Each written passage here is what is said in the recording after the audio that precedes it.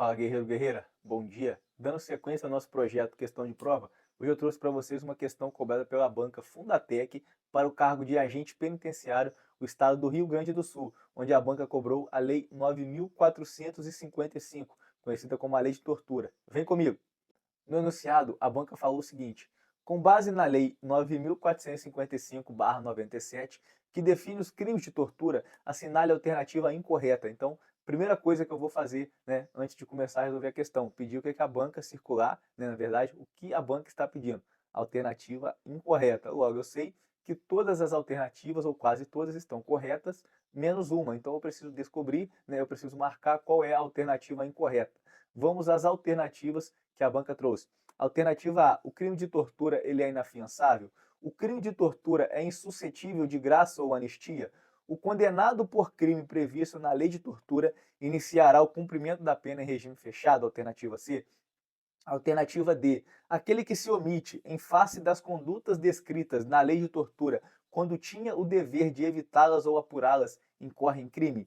E alternativa E: a lei de tortura aplica-se ainda quando o crime não tenha sido cometido em território nacional, sendo a vítima brasileira ou encontrando-se o agente em local sob jurisdição brasileira. Então, qual é a nossa alternativa incorreta? A nossa alternativa incorreta ela é a alternativa C: o condenado por crime previsto na lei de tortura iniciará o cumprimento da pena em regime fechado, tá? Isso aqui já foi declarado inconstitucional pelo STF, inclusive o artigo 2º, parágrafo 1º, na Lei 8.072, que é a Lei dos Crimes Hediondos, que fala que o condenado por crime hediondo também iniciará o cumprimento da pena em regime fechado, tá?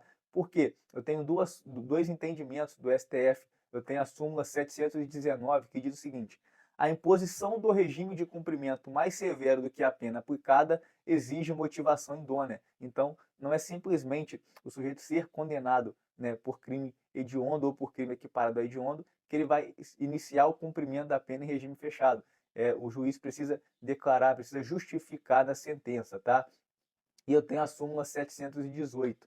A opinião do julgado sobre a gravidade em abstrato do crime não constitui motivação idônea para a imposição do regime mais severo do que o permitido segundo a pena aplicada. Então não basta o juiz falar: ele vai começar regime fechado porque ele praticou um crime hediondo ou porque ele praticou um crime equiparado a hediondo. É necessário que essa decisão ela seja motivada, tá?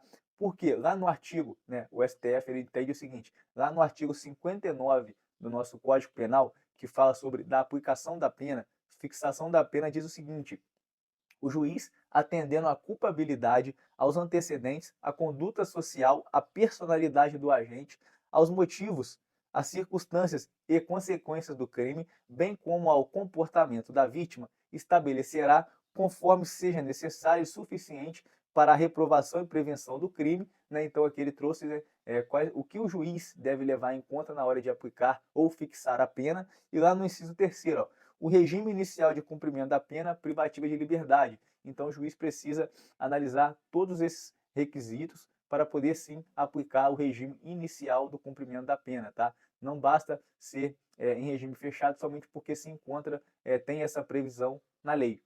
Guerreiro, guerreira, espero ter ajudado vocês.